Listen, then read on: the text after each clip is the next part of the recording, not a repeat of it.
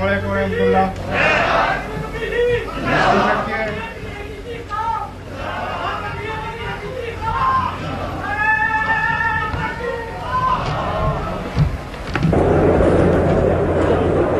اب جلسے کی کارروائی کا آغاز تلاوت قرآن کریم سے ہوگا. مکرم محترم السید حلمی الشافعی صاحب تلاوت کے لیے تشریف لائیں.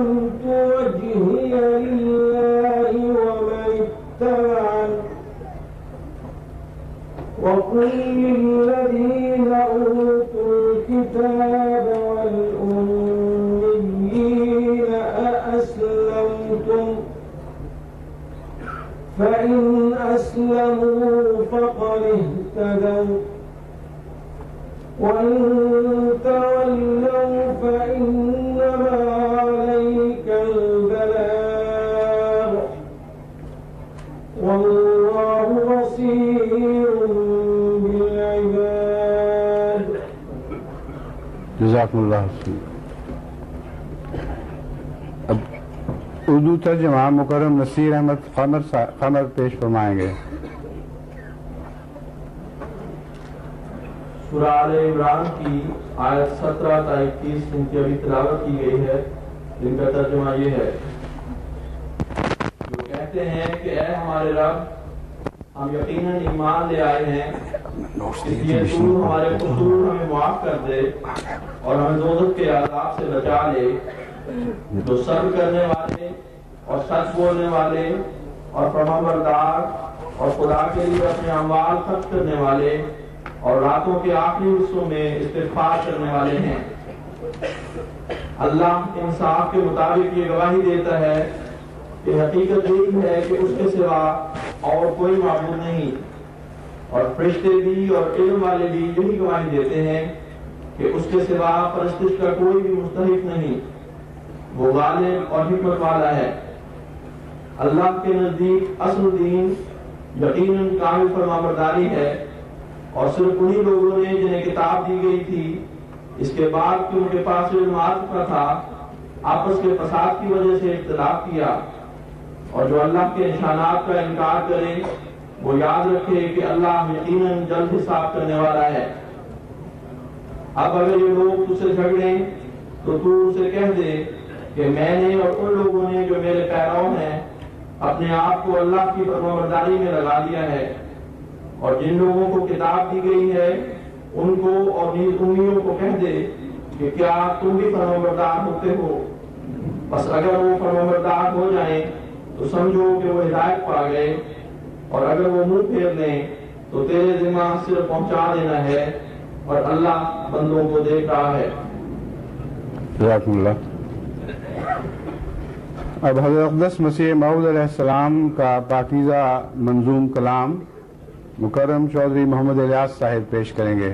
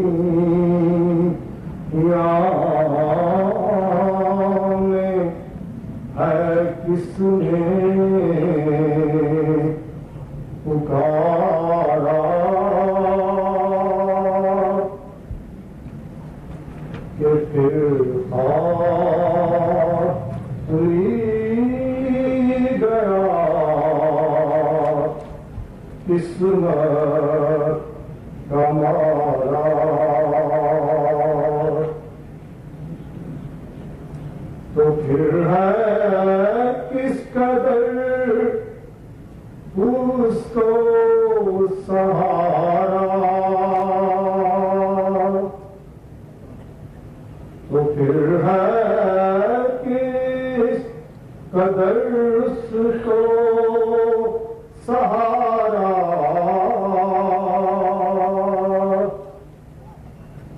کہ جس کا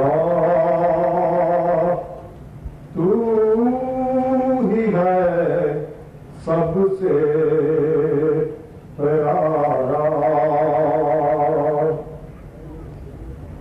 ہوا، میں تیرے فضلوں کا منادی ہوا، میں تیرے فضلوں کا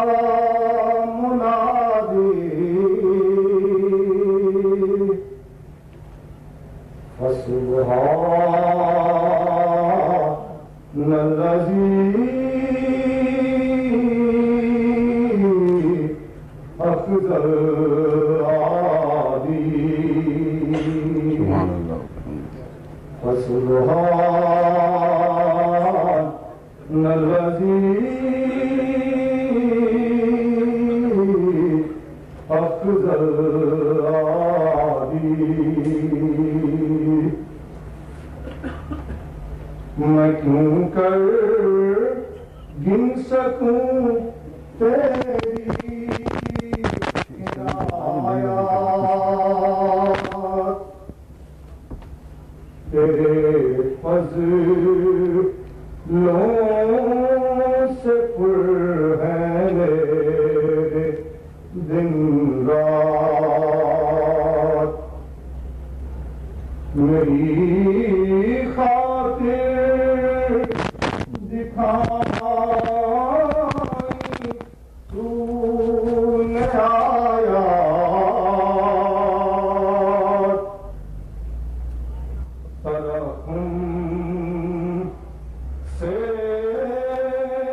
تیری سن دی ہر ایک بات،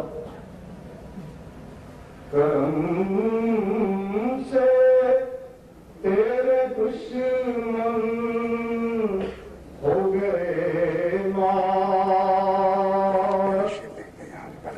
کرم سے تیرے دشمن ہو گئے مات،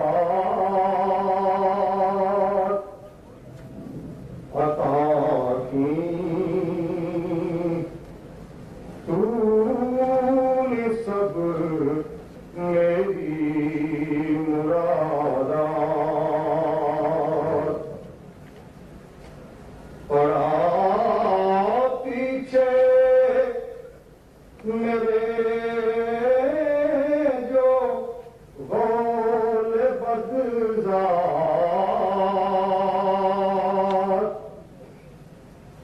پڑی قدس موزی پیافات، اللہ پڑا پیچھے میرے جو غول بدذات،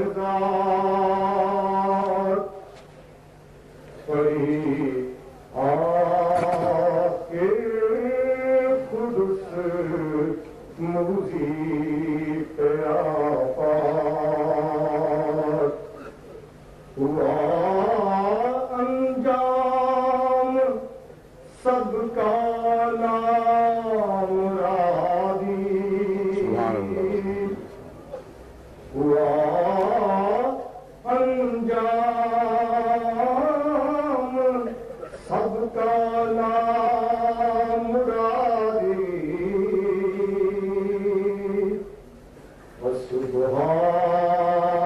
وسبحان الذی اخذ الرادی، حضرت مرزا غلام احمد کی حضرت مرزا غلام احمد کی وسبحان الذی اخذ الرادی،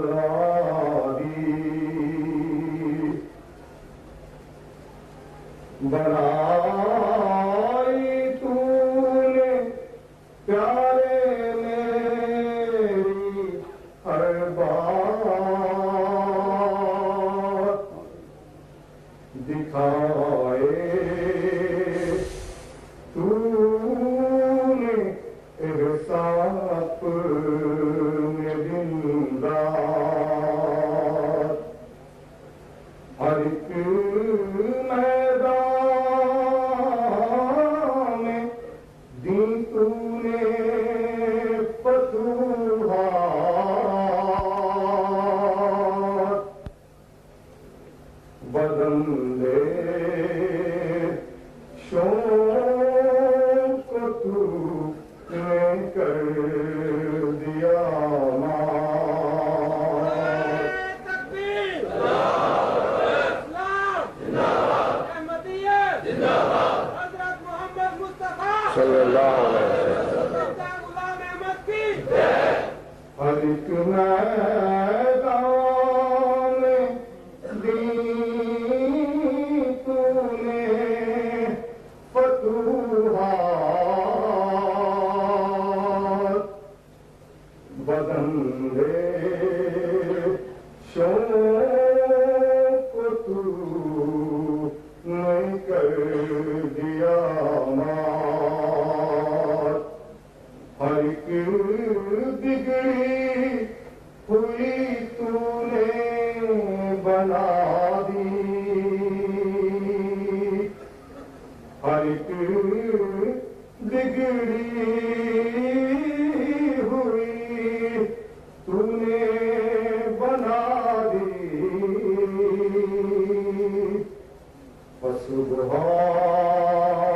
وسبحان الذی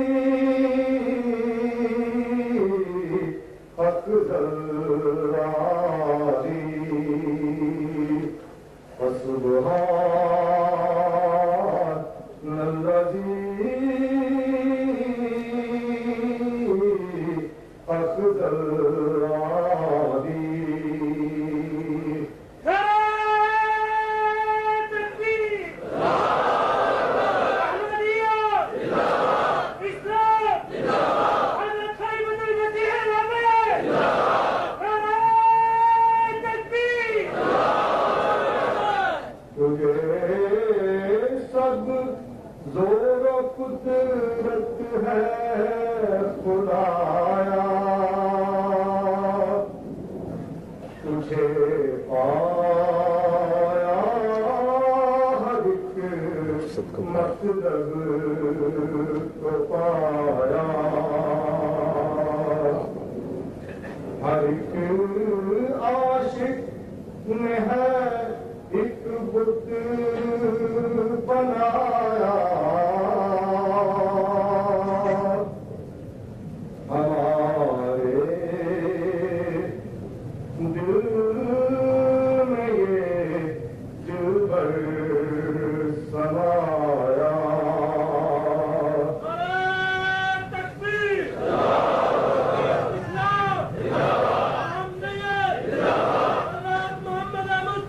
صلی اللہ علیہ وسلم.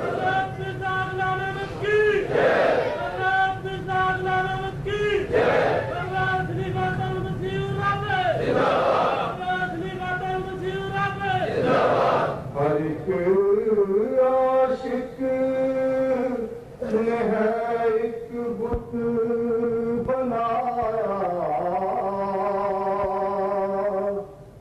ہمارے دل میں یہ دلبر سمایا وہی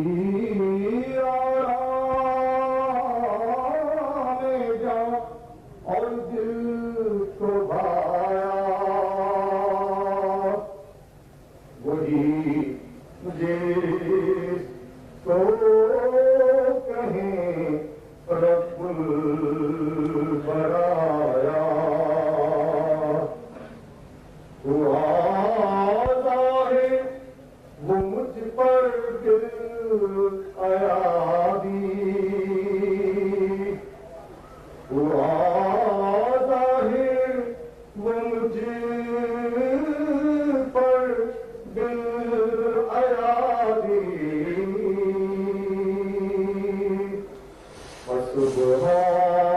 فسبحان الذی اقدر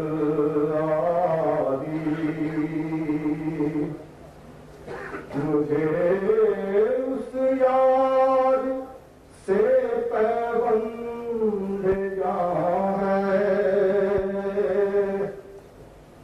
وہی جنت وہی دار الامان ہے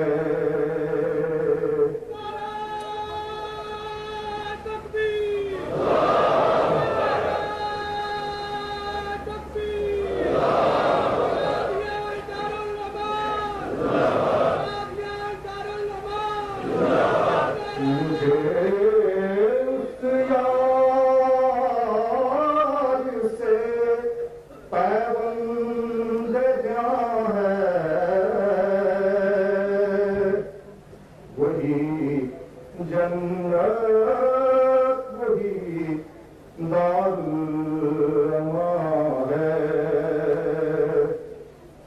بیان اس کا کروں طاقت کہاں ہے محبت کا تو ایک دریا رواں ہے یہ کیا احسان ہے تیرے میرے ہادی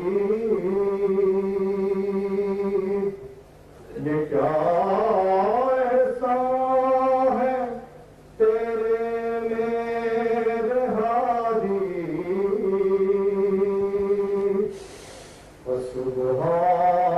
سبحان الذی اقدر فسبحان الذي أخذ الراضي. جزاکم اللہ خیر. حضرت اقدس کے اس پاکیزہ کلام کے بعد میری ایک نظم پڑھی جائے گی اور ایک نظم آخری اجلاس میں پڑھی جائے گی. ان دونوں کی شان نزول حضرت مسیح موعود علیہ الصلوۃ والسلام کے اس شعر میں ہے جو اس نظم میں پہلے آپ کے سامنے پڑھ کے سنایا گیا.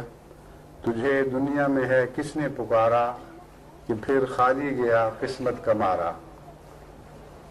چند دن پہلے تک جبکہ میں جلسے کے کاموں میں پکڑا گیا اور دوسری بہت سی مصروفیات تھیں، میرے ذہن میں نہ کوئی شعر تھا، نہ کوئی نظم، نہ کوئی بحر، نہ قافیہ، اور دل میں کوئی مضمون نہیں تھا جو میں بیان کرتا. تو ایک رات سونے سے پہلے میں نے یہ دعا کی کہ اے خدا، بہت دور دور سے تیرے پیارے بندے آئیں گے اور ان کو عادت سی پڑ گئی ہے کہ میرا کلام بھی سنیں، تو مجھے تو کچھ پتہ نہیں کیا کہوں اور کیسے کہوں. اسی حالت میں سو گیا تو تہجد کے وقت آنکھ کھلی تو اس نظم کا پہلا مصرع زبان پر تھا جو آپ کے سامنے پڑھی جائے گی. اس کا نصف یا کچھ زائد حصہ، پورا مصرع نہیں تھا. اور صبح سیر سے واپس آ کر کچھ دیر کے لیے لیٹا تو آنکھ کھلی تو دوسری نظم کا پہلا مصرع اسی طرح نصف سے کچھ زائد زبان پر تھا، اور اسی سے مجھے خدا تعالیٰ نے مضمون بھی سجھا دیا اور وہ جو ایک روک پیدا ہوئی تھی وہ دور فرما دی. تو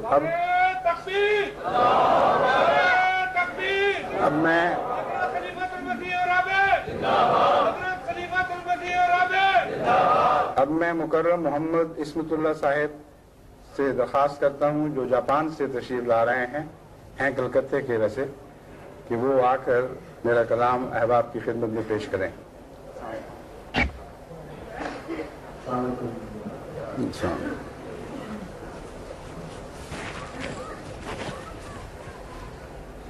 جو اجازت ہو تو عاشق، جو اجازت ہو تو عاشق در یار تک تو پہنچے. جو اجازت ہو تو عاشق در یار تک تو پہنچے. یہ ذرا سی نگارش، یہ ذرا سی نگارش ہے، نگار تک تو پہنچے. یہ ذرا سی نگارش ہے، نگار تک تو پہنچے. دل بے قرار قابو سے نکل چکا ہے یا رب. دل بے قرار قابو سے نکل چکا ہے یا رب. یہ نگاہ رکھ کے پاگل سردار تک تو پہنچے. یہ نگاہ رکھ کے پاگل سردار تک تو پہنچے. جو گلاب کے کٹوروں میں شراب ناب بھر دے، جو گلاب کے کٹوروں میں شراب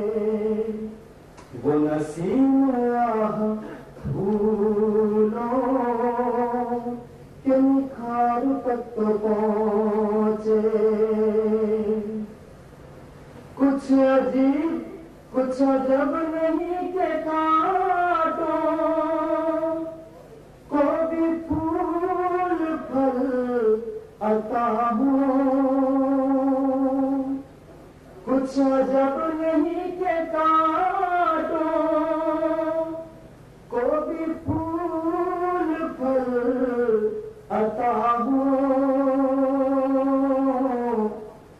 میری چاہ کی حلاوت، میری چاہ کی حلاوت رب خار تک تو پہنچے۔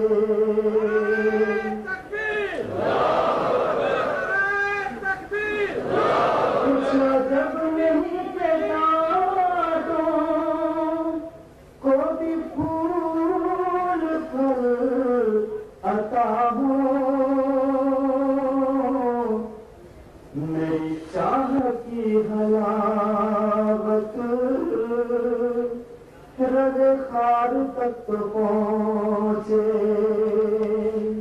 میری چاہ کی حلاوت رگ خار تک تو پہنچے۔ یہ محبتوں کا لشکر جو کرے گا فقر خیبر، یہ محبتوں کا لشکر جو کرے گا فقر خیبر، ذرا تیرے بغض و نفرت، ذرا تیرے بغض و نفرت کے حصار تک پہنچے۔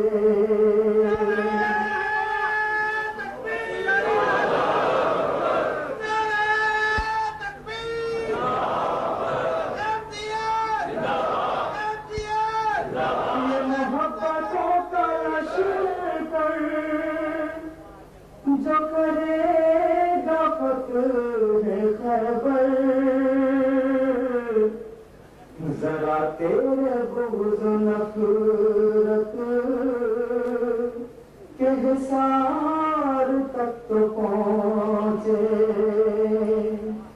ذرا تیرے بغض و نفرت کے حصار تک تو پہنچے۔ مجھے تیری قسم ہے میں دوبارہ جی اٹھوں گا، مجھے تیری قسم ہے میں دوبارہ جی اٹھوں گا،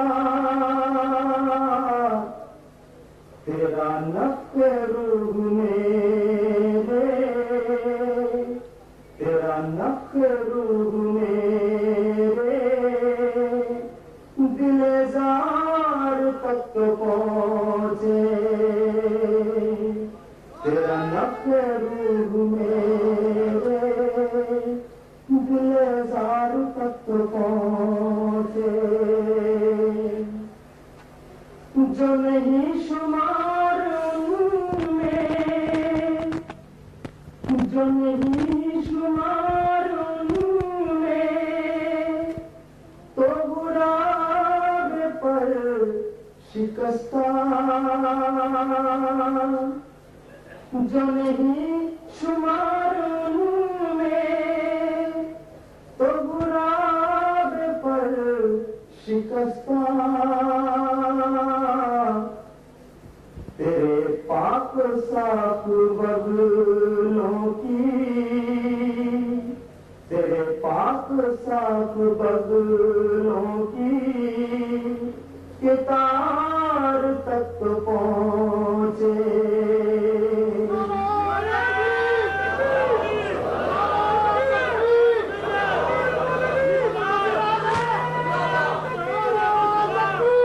جو نہیں شمار میں تو غراب پر شکستہ، تیرے پاک صاف بغلوں کی کہ تار تک پہنچے۔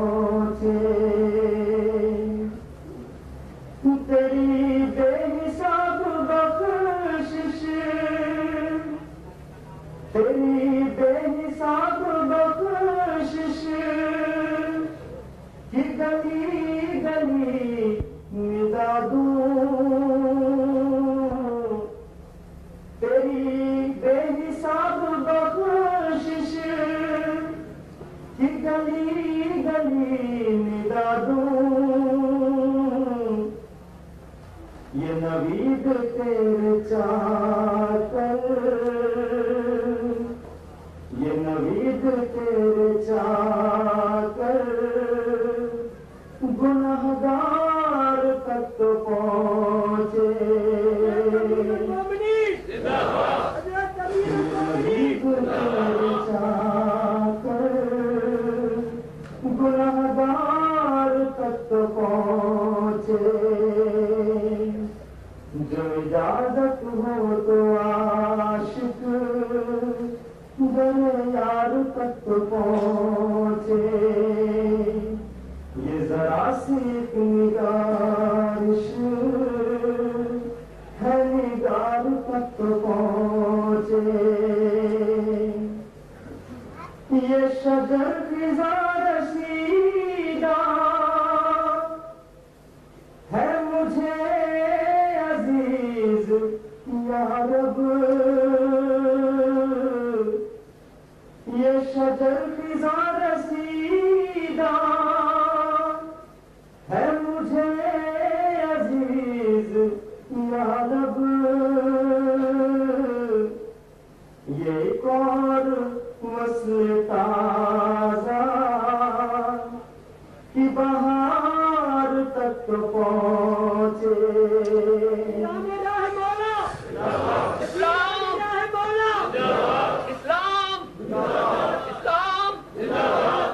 یہ شجر خزاں رسیدہ ہے مجھے عزیز یا رب یہ ایک اور وصل تازہ کی بہار تک تو پہنچے یہ ایک اور وصل تازہ کی بہار تک تو پہنچے جنہیں اپنی حبل جامے نہ ملا سراغ تیرا جنہیں اپنی حبل جامے نہ ملا سراغ تیرا وہ خود اپنی ہی انا کے بتنار تک تو پہنچے وہ خود اپنی ہی انا کے بتنار تک تو پہنچے یہ ذرا سی ایک نگارش ہے ندار تک تو پہنچے کسے فکر عاقبت ہے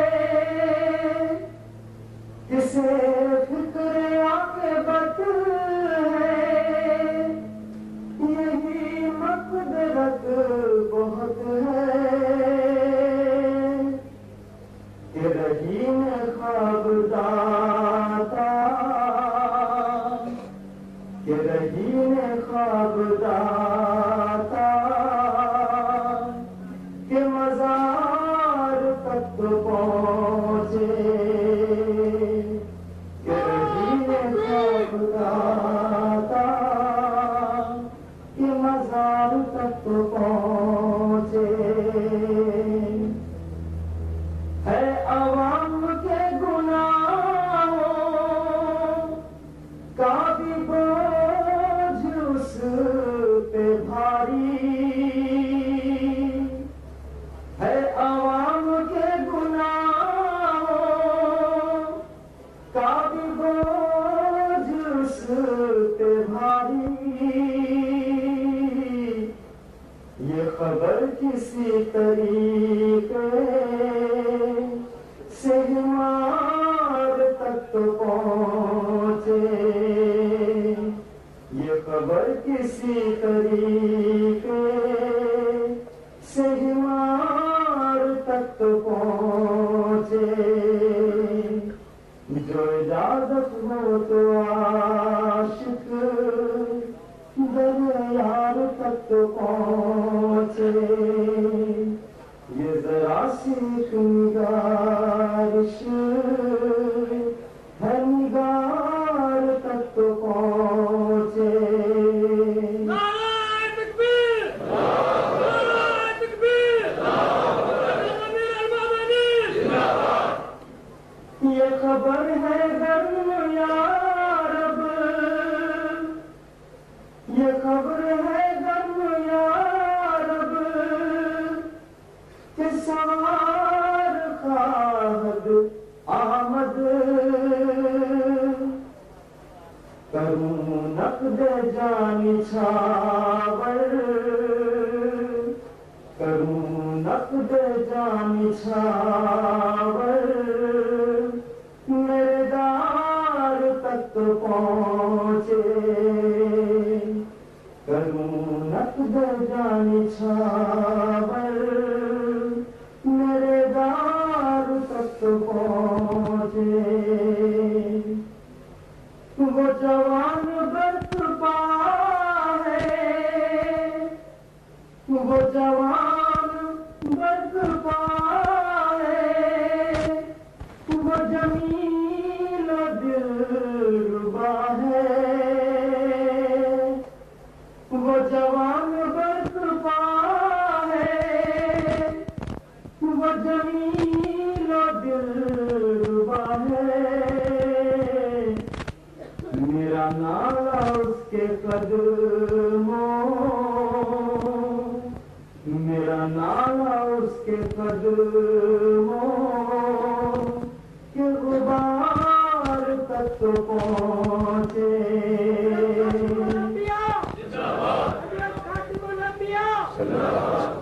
وہ جوان برپا ہو وہ جمیل دلربا ہے وہ جوان برپا ہے وہ جمیل دلربا ہے میرا نالا اس کے قدموں کے غبار تک پہنچے میرا نالا اس کے قدموں کے غبار تک پہنچے جو اجازت ہو تو عاشق در یار تک پہنچے یہ ذرا سی نگارش ہے نگار تک پہنچے یہ ذرا سی نگارش ہے نگار تک پہنچے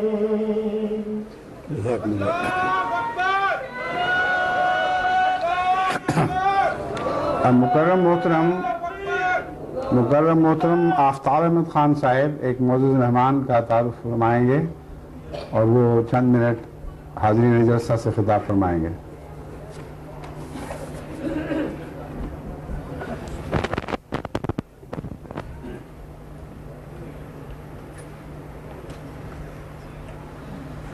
سیدنا خاتم المومنین السلام علیکم ورحمۃ اللہ. حضور اکبر کے ارشاد پر ایک نہایت معزز محترم مہمان کی تعارف خوش آمدید کرنے کے لیے میں حاضر ہوا ہوں. وہ مہمان ہندوستان کے ہائی کمشنر انگلستان میں لکشمی مل سرگی صاحب ہیں. وہ اپنے ملک کے ایک عظیم سیاستدان ہیں اور اس وقت ہندوستان کی نمائندگی اس ملک میں کر رہے ہیں. دنیاوی طور پر اور ذاتی طور پر اللہ تعالیٰ نے انہیں بہت سی قابلیتوں سے نوازا ہے.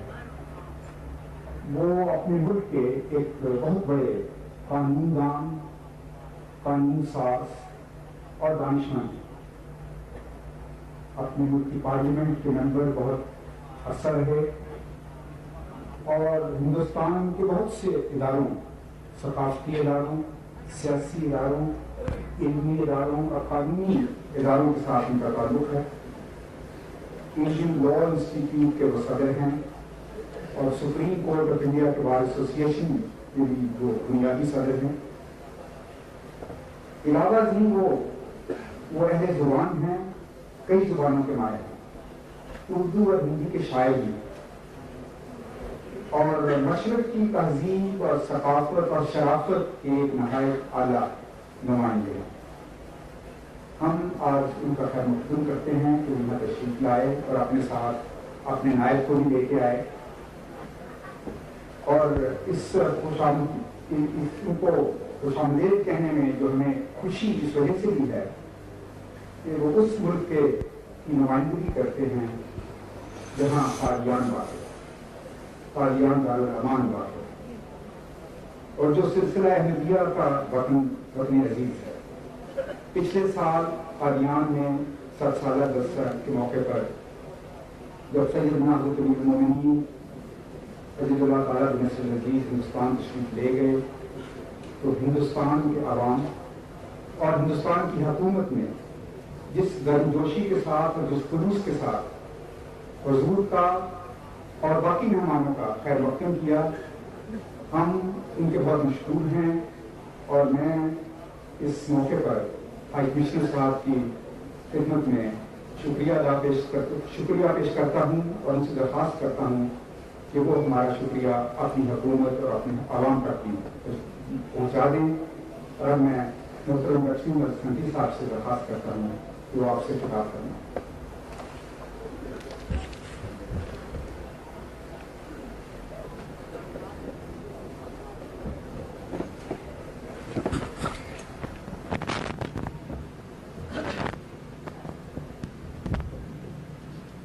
میں حضور خلیفۃ ڈاکٹر رسول کا بہت مشہور ہوں، تہہ دل سے مشہور ہوں کہ آپ نے آج جو میں آیا تو اس میں پیار سے گلے لگایا کہ اس میں کبھی بھول نہیں سکتا.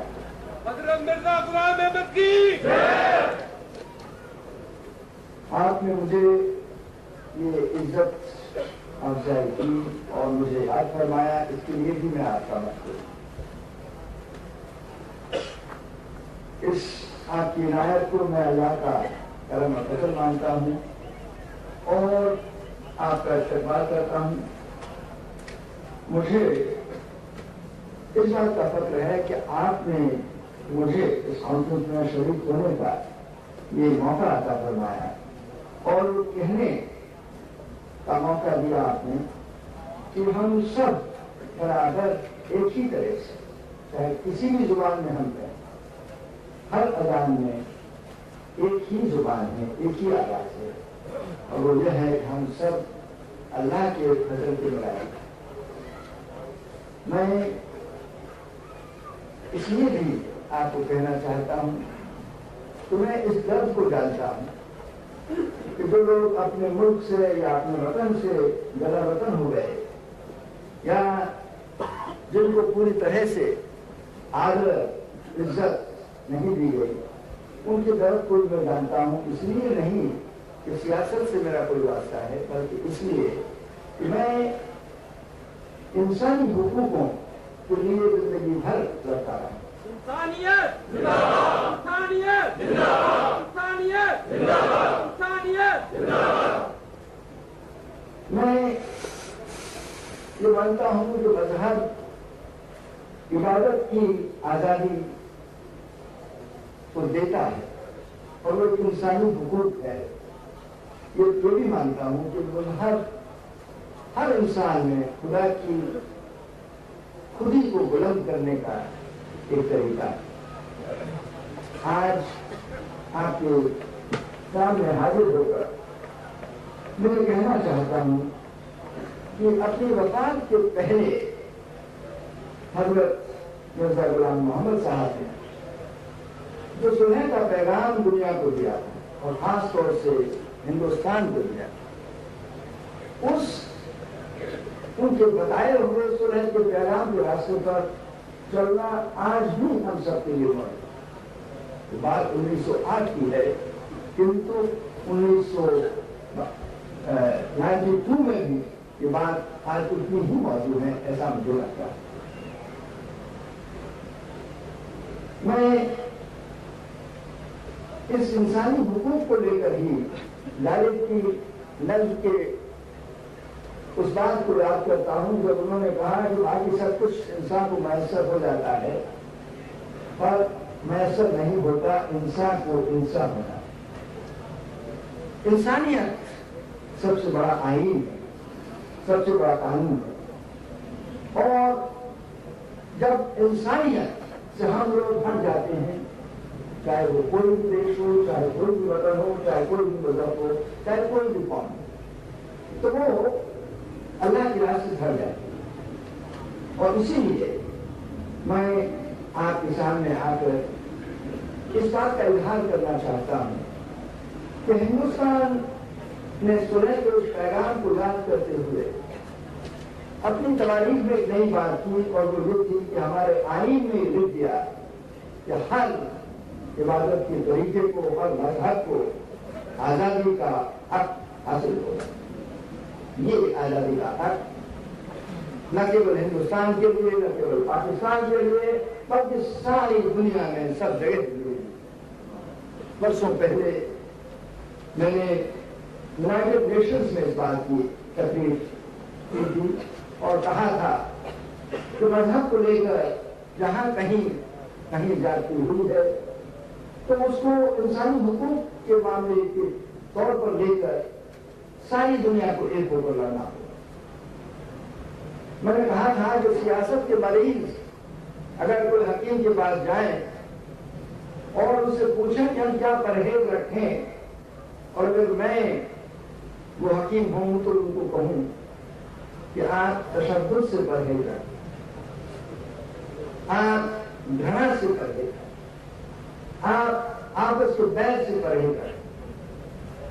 یہ محبت کا پیغام ہر مذہب کا پیغام ہے, اور اسی لیے میں آج کے لیے حاضر ہو کر یہ کہنا چاہتا ہوں کہ ہندوستان کو اس بات کا حق ہے کہ قادیہ کا مقدس مقام ہمارے یہاں, اور ہم کو اس بات کا بھی فخر ہے کہ ہم اس مقدس مقام کو بڑی عزت کی آنکھ سے دیکھتے ہیں. ہر آدمی وہ ہمارے وطن کی آبرو کی رونق ہے.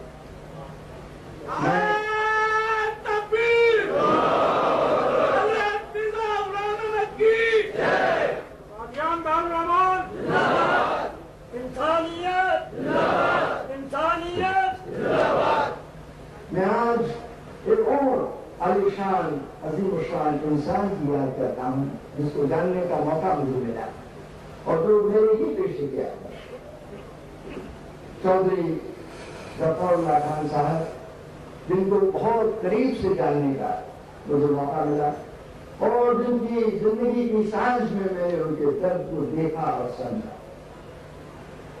آج ان کی یاد مجھے آتی ہے کہ جب آپ کے سامنے, آپ کے پاس کھڑے ہو کر یہ دو شبد, یہ چند باتیں کہنے کا مجھے موقع ملا.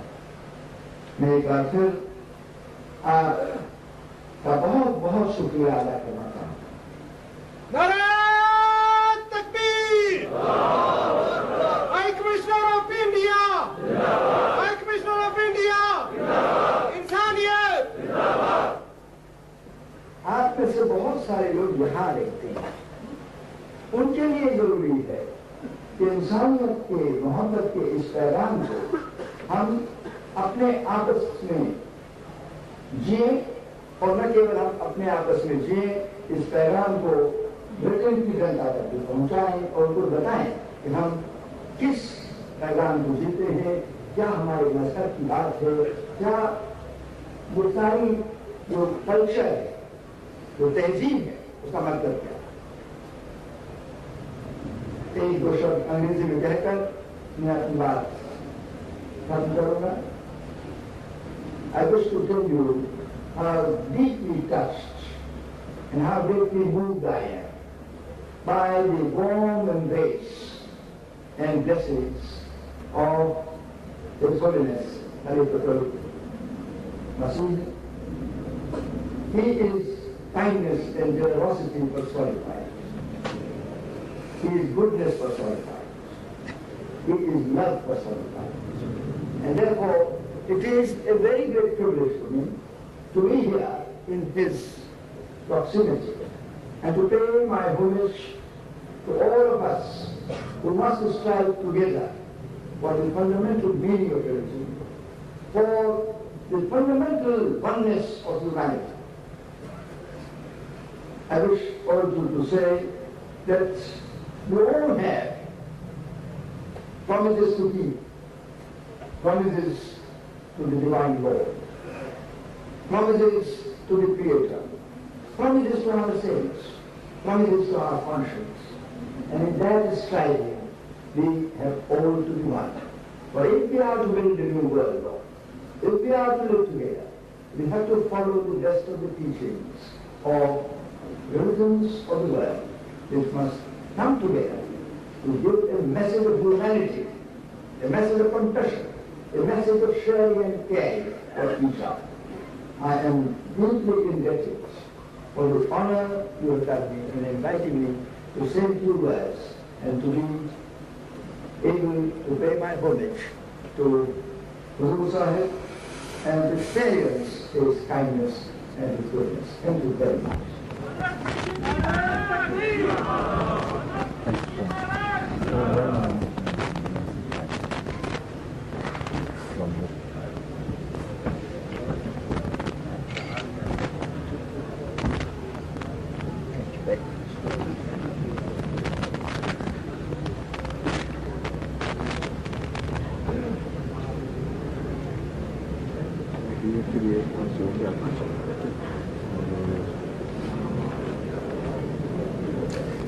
میں چند منٹ کے لیے اجازت چاہتا ہوں، یہیں تشریف رکھیں، میں بھی حاضر ہو رہا ہوں.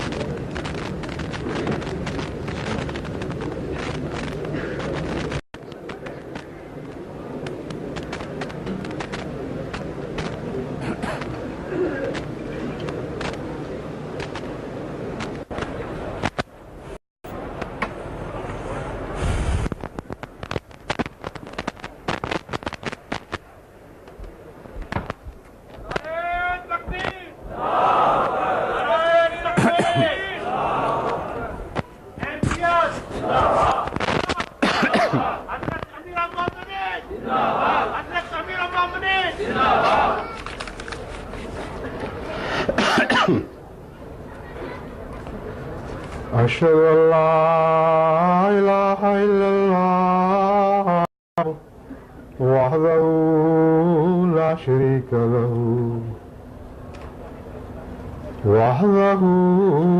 شريك له وأشهد أن محمدا عبده ورسوله.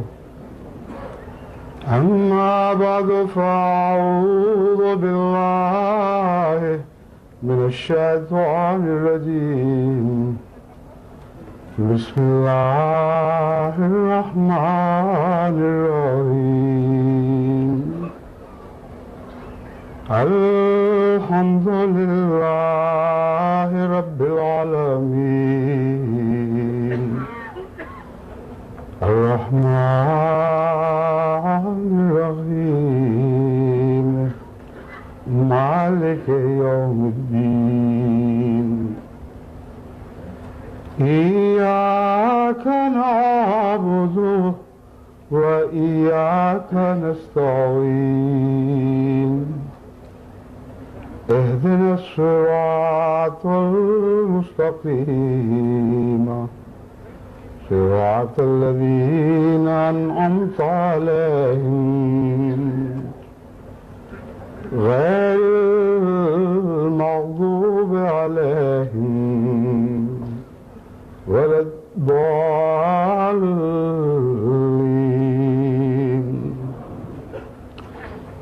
تبارك الذي نزل الفرقان على عبده ليكون للعالمين نذيرا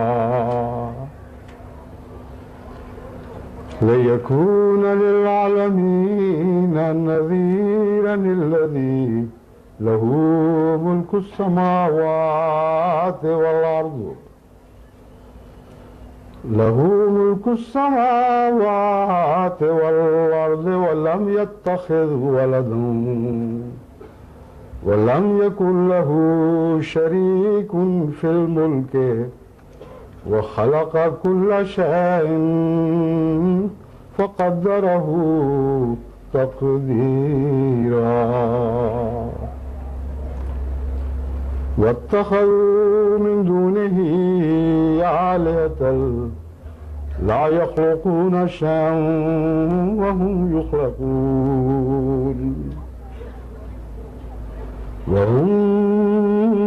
يخلقون ولا يملكون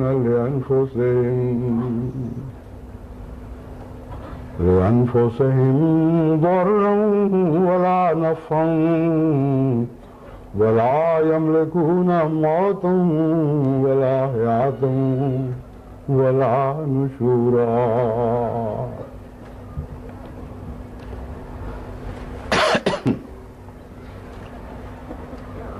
احمدیت دوسری صدی کے آغاز سے جس نئے انقلابی دور میں داخل ہو چکی ہے اس کی مختلف علامتیں مختلف رنگ میں ظاہر ہو رہی ہیں، اور احمدیت نے کل عالم میں امن کے قیام کے لیے جو کردار ادا کرنا ہے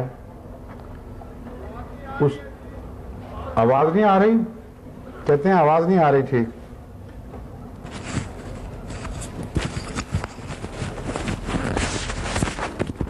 تو یہ منتظمین دیکھیں آواز ٹھیک ہوئی ہے کہ نہیں؟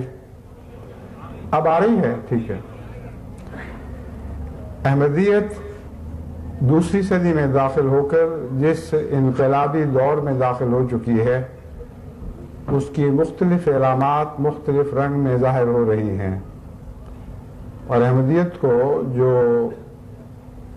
کل عالم میں امن کے قیام کا کردار ادا کرنا ہے اس سے پیدا ہونے والی ذمہ داریوں سے متعلق میں آج آپ سے کچھ گزارشات کروں گا۔ وہ علامات جو اللہ تعالیٰ کے فضلوں کو ظاہر کرتی ہیں ان میں سے ایک یہ بھی ہے کہ خدا تعالیٰ نے پہلے مواصلاتی ذرائع سے میرا رابطہ انگلستان سے باہر دوسری جماعتوں سے بھی کروا دیا، اور جاپان تک بھی خدا کے فضل سے براہ راست میرے پیغام پہنچنے شروع ہوئے، اور پھر اللہ تعالیٰ نے ایسا انتظام فرمایا کہ ٹیلی ویژن کے ذریعے سارے یورپ تک میرے خطبات براہ راست نہ صرف سنے جانے لگے بلکہ دیکھے بھی جانے لگے۔ کانوں سے سننے کا بھی ایک اثر ہوتا ہے اور آنکھوں سے دیکھنے کا بھی۔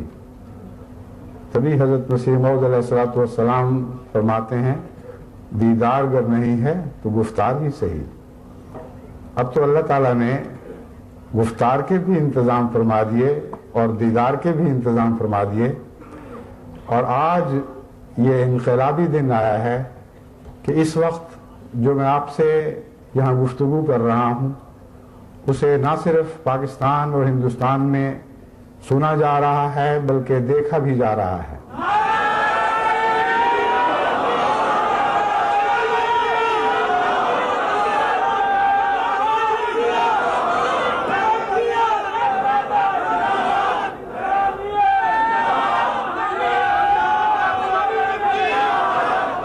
اور صرف پاکستان اور ہندوستان ہی میں نہیں، صرف پاکستان اور ہندوستان ہی میں نہیں بلکہ انڈونیشیا میں بھی اور سنگاپور میں بھی اور جاپان میں بھی خدا تعالیٰ کے فضل سے یہ آواز بھی براہ راست پہنچ رہی ہے اور یہ تصویر بھی براہ راست پہنچ رہی ہے۔ حضرت اقدس مسیح موعود علیہ السلام کے اس الہام کو ہم نے بڑی شان کے ساتھ پورا ہوتے دیکھا کہ میں تیری تبلیغ کو زمین کے کناروں تک پہنچاؤں گا۔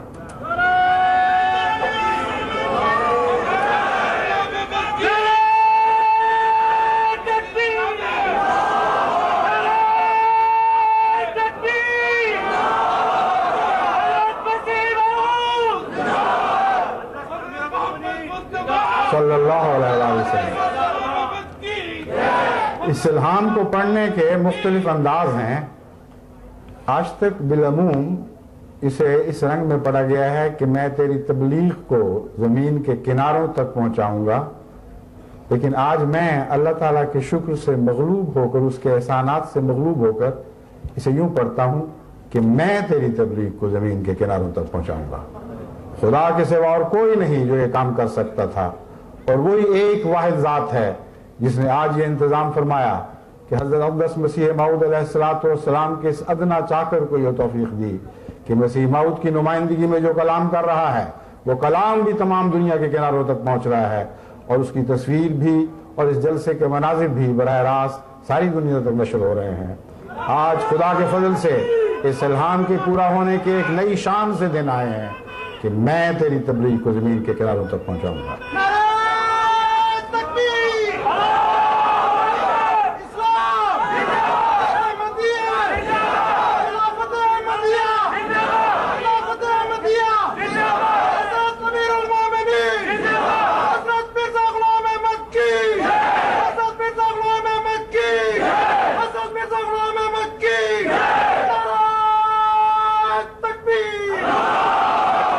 اللہ تعالیٰ کے ان احسانات پر جو شکر ہم پر واجب ہے اسے محض نعروں سے تو ادا نہیں کیا جا سکتا، عمل سے ادا کرنا ہوگا، کیونکہ وہی کلام خدا کے ہاں آسن اور مقبول ہے جس کی تائید انسان کے اعمال کریں۔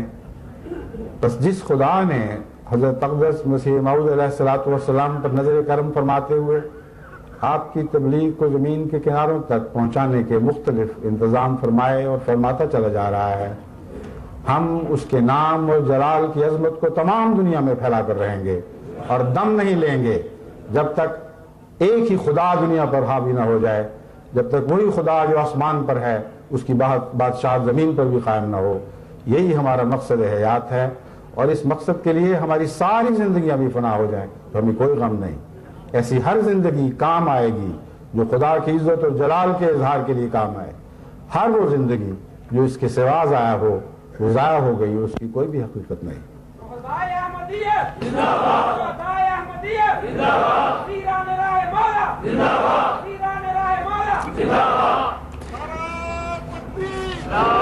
بس آج کے اس تقریر کے لیے میں نے توحید باری تعالیٰ کا مضمون چنا ہے، اور جن آیات کی آپ کے سامنے تلاوت کی ہے وہ توحید ہی سے تعلق رکھنے والی ہیں۔ اللہ تعالیٰ فرماتا ہے تبارک الذی نزل الفرقان علی عبدہ لیکون للعالمین نذیرا، کہ بڑی بابرکت ہے وہ ذات جس نے اپنے بندے پر فرقان اتارا، اور بڑی شان کے ساتھ اتارا، بڑی قوت کے ساتھ اتارا۔ نزلہ میں جو طاقت پائی جاتی ہے اور جو تکرار پائی جاتی ہے وہ محض نزول کے استعمال میں نہیں، بس اللہ تعالیٰ فرماتا ہے کہ وہ خدا جس نے بڑی شان اور بڑی قوت اور بڑی تکرار کے ساتھ اپنے بندے محمد پر یہ کلام اتارا ہے لِيَكُونَ لِلْعَالَمِينَ نَذِيرًا، کہ وہ تمام جہانوں کے لیے نذیر بن جائے۔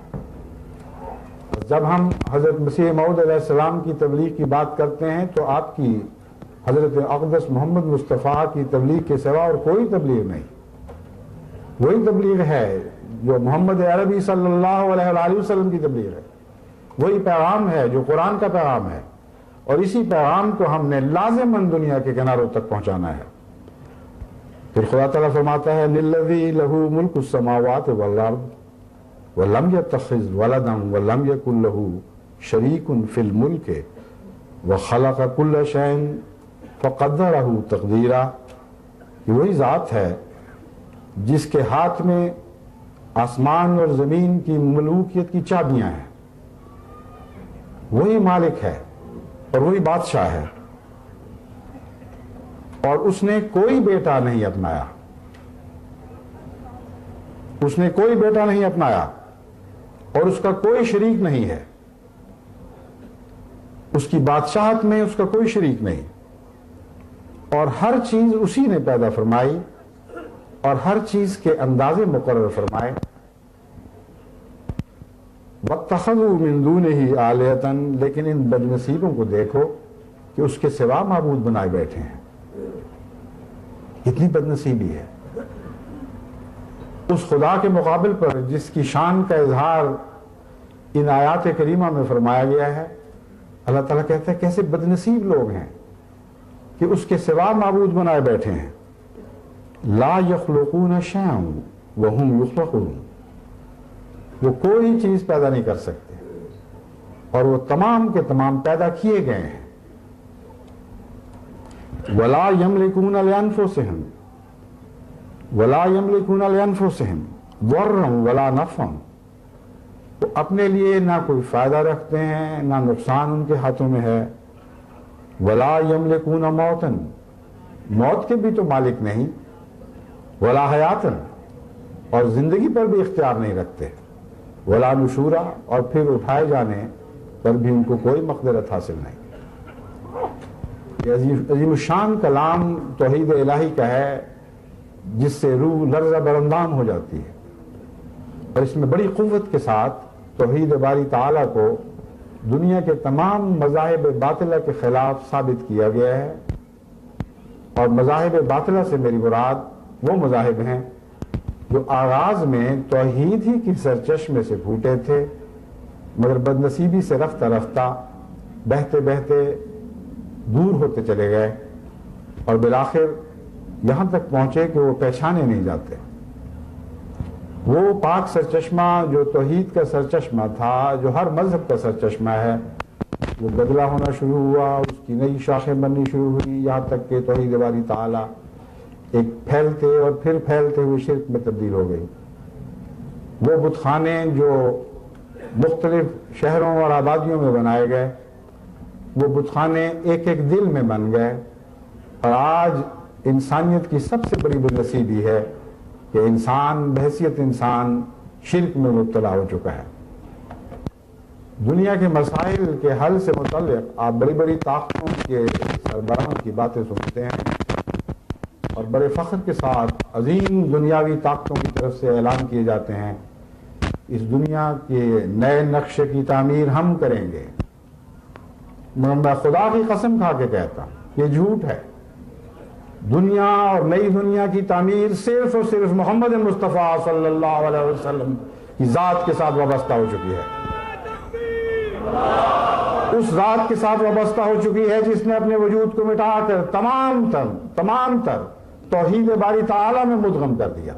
حضرت محمد مصطفیٰ، حضرت محمد مصطفیٰ، حضرت محمد مصطفیٰ. بس توحید کے سوا اس مرتی دنیا کے لیے کوئی امرت نہیں، کوئی پانی نہیں جو اسے نئی زندگی بخش سکے، کوئی پیغام نہیں جو انسانیت کو ایک ہاتھ پر پھر اکٹھا کر سکے. اور یہ عظیم الشان کام ہم عاجز بندوں کے سپرد فرمایا گیا ہے. ہمیں بہرحال یہ کرنا ہوگا، کیونکہ اگر ہم نے یہ کام نہ کیا تو پھر دنیا میں اور کوئی یہ کام کرنے والا نہیں. ایک وہ وقت تھا جب جنگ بدر کے وقت حضرت اقدس محمد مصطفیٰ صلی اللہ علیہ وآلہ وسلم نے طاقتور دشمن کے مقابلے پر یہ دعا کی تھی کہ اللہم ان اہلکت ہذہ العبادۃ فلن تعبد فی الارض ابدا. اے خدا اگر تو نے ان عبادت کرنے والے بندوں کے گروہ کو آج ہلاک ہونے دیا تو پھر کبھی دنیا میں تیری عبادت نہیں کی جائے گی. وہ توحید کی عبادت، توحید خالص کے علمبردار خدا واحد کی عبادت کرنے والوں کا وہ خلاصہ تھا، وہ گروہ تھا جو ساری کائنات کی جان تھی. اور اس حقیقت میں ایک ذرہ بھی شک نہیں اگر بفرض محال جیسا کہ حضرت صلی اللہ علیہ وآلہ وسلم نے اپنی دعا میں ایک امکان کو نہیں پیش فرمایا، ایک فرض محال کو پیش فرماتے ہوئے اللہ کی رحمت کو طلب کیا تھا. اگر وہ ہلاک کر دیے جاتے تو پھر دنیا میں خدا واحد کی عبادت کبھی نہ کی جاتی. دنیا میں کوئی کام کرنے والا نہیں. ایک وہ وقت تھا جب جنگ بدر کے وقت حضرت اقدس محمد مصطفیٰ صلی اللہ علیہ وآلہ وسلم نے طاقتور دشمن کے مقابلے پر یہ دعا کی تھی کہ اللہم ان اہلکت ہذہ العبادۃ لن تو بدفلام ابدا، اے خدا اگر تو نے ان عبادت کرنے والے بندوں کے گروہ کو آج ہلاک ہونے دیا تو پھر کبھی دنیا میں تیری عبادت نہیں کی جائے گی۔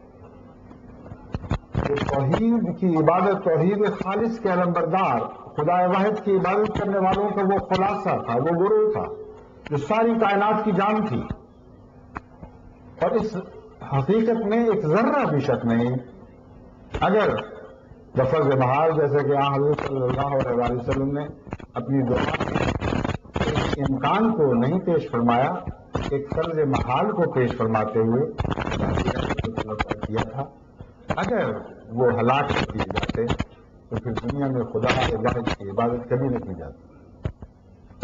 مختلف بندوں کو خدا بنانے والے عادت کے ذرا آزاد ہو کر شرک میں ایسے ڈوب جاتے کہ پھر کبھی ان کو اس شرک کے سمندر سے نکالا نہیں جا سکتا تھا۔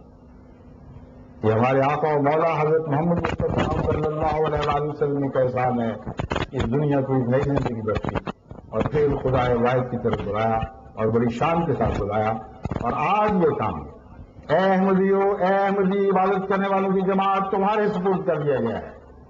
اگر تم اس سے غافل ہوئے تو اپنی ہلاکت کے تم ذمہ دار ہوگے، لیکن اگر تم ہلاک ہوئے تو توحید اس دنیا سے مٹا دی جائے گی، اور میں جانتا ہوں کہ خدا کبھی ایسا نہیں ہونے دے گا۔ وہ خدا جس کو ہر دوسری چیز سے اپنی توحید زیادہ پیاری ہے، یہ ناممکن ہے کہ اپنے ان بندوں کو اس دنیا میں مٹنے دے جو اس کی توحید سے چمٹے ہوئے ہوں۔ اس کی توحید کو تقریر کے نتیجے میں آپ کو زندہ رکھا جائے گا، اسی کی برکت سے آپ کو دنیا پر غلبہ عطا ہوگا۔ جب تک آپ توحید کے بندے ہیں، جب تک خدا واحد کی عبادت کے ترانے گانے والے ہیں، دنیا کی کوئی طاقت آپ کو بدنام نہیں پہنچا سکتی۔ بس اس دامن کو مضبوطی سے پکڑ لیں، یہ وہ دامن ہے جس میں آپ کی نجات ہے، اور ہمیشہ کے لیے آپ ہی کی نہیں بلکہ دنیا کی نجات اس دامن سے وابستہ ہو چکی ہے۔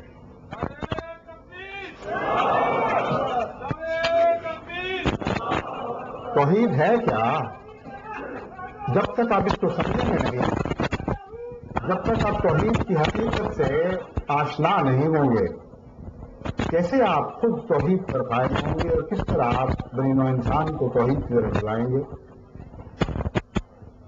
اس غرض سے کہ آپ کو توحید کے باریک نکات سمجھاؤں، اس سے پہلے بھی میں نے بعض خطبات دیے، اور آج اس اہم جلسے کی تقریر کے لیے میں نے کچھ حضرت اقدس مسیح موعود علیہ السلام کے اقتباسات کی تحریروں میں سے اقتباسات لیے ہیں، جو حضرت اقدس محمد مصطفیٰ صلی اللہ علیہ وسلم کی تعلیم کا عرفان رکھنے والے کلمات ہیں۔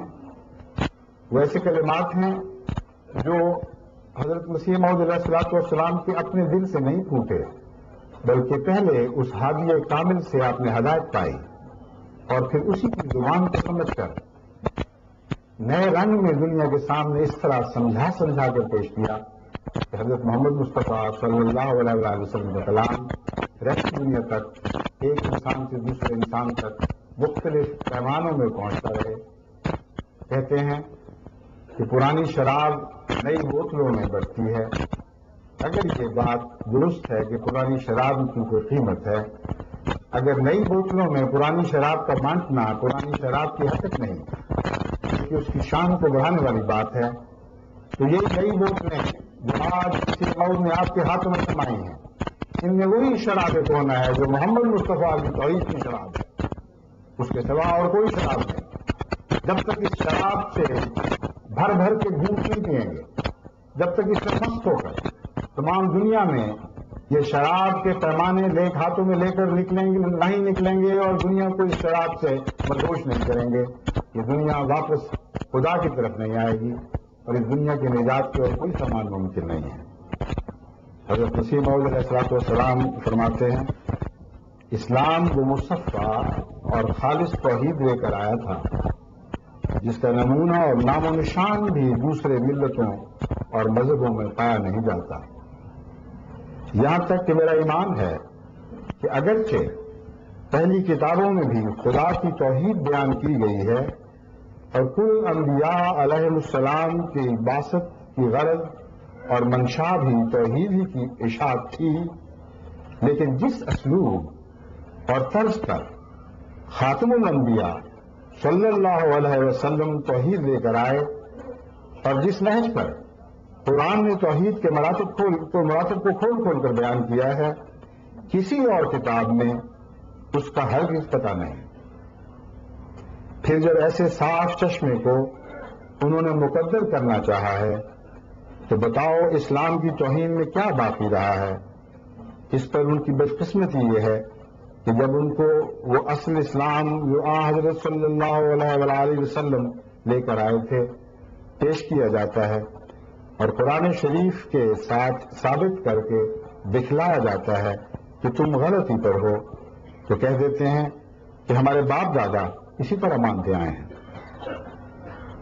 جب انہیں کہا جاتا ہے کہ داتا کے مزاروں میں کچھ نہیں، اس خدا سے مانگو جو تمہارے داتا کا داتا تھا، جو تمام کائنات کا داتا تھا، تو وہ تمسکر کرتے ہوئے منہ موڑ کر چلے جاتے ہیں۔ وہ سمجھتے ہیں کہ وزارتیں بھی اسی داتا سے ملتی ہیں اور ولایتیں بھی اسی داتا سے ملتی ہیں اور اولادیں بھی اسی داتا سے ملتی ہیں۔ یہی ان کی مقدرت کی حد ہے، اس سے آگے نہیں بڑھتے۔ اور پھر بھی حضرت محمد مصطفیٰ صلی اللہ علیہ وآلہ وسلم کے چشمہ توحید سے منسوب ہونے کا دعویٰ کرتے ہیں۔ حضرت مسیح موعود علیہ السلام فرماتے ہیں جب ہم کہتے ہیں کہ تم غلطی پر ہو تو کہہ دیتے ہیں کہ ہمارے باپ دادا اسی طرح مانتے آئے ہیں، مگر میں کہتا ہوں کہ کیا اتنی بات کہہ کر یہ اپنے آپ کو بری کر سکتے ہیں؟ نہیں، بلکہ قرآن شریف کے موافق اور خدا تعالیٰ کی سنت قدیم کے مطابق اس قول سے بھی ایک حجت ان پر پوری ہوتی ہے۔ جب کبھی کوئی خدا کا معمور اور مرسل آیا ہے تو مخالفوں نے اس کی تعلیم کو سن کر یہی کہا ہے ما سمعنا بہذا فی آبائنا الاولین، کہ ہم نے تو اپنے پرانے آباء و اجداد میں، اپنے پہلے آباء و اجداد میں کبھی ایسی باتیں نہیں سنی تھی۔ پھر حضرت مسیح موعود علیہ السلام فرماتے ہیں یاد رہے کہ حقیقی توحید جس کا اقرار خدا ہم سے چاہتا ہے اور جس کے اقرار سے نجات وابستہ ہے، یہ ہے کہ خدا تعالیٰ کو اپنی ذات میں ہر ایک شریک سے خواہ بت ہو، خواہ انسان ہو، خواہ سورج ہو یا چاند ہو، یا اپنا نفس یا اپنی تدبیر اور مکر فریب ہو، منزہ سمجھنا۔ ہر باطل خدا کے انکار سے اسلام کا آغاز ہوتا ہے۔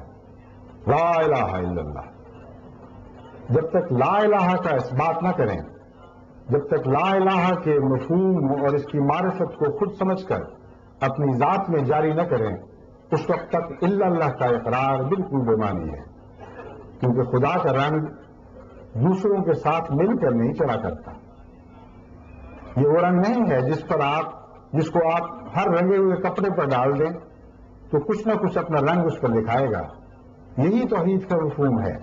یہ رنگ تنہائی چاہتا ہے، یہ اکیلا ہے، یہ رنگ کسی شریک کو برداشت نہیں کرتا۔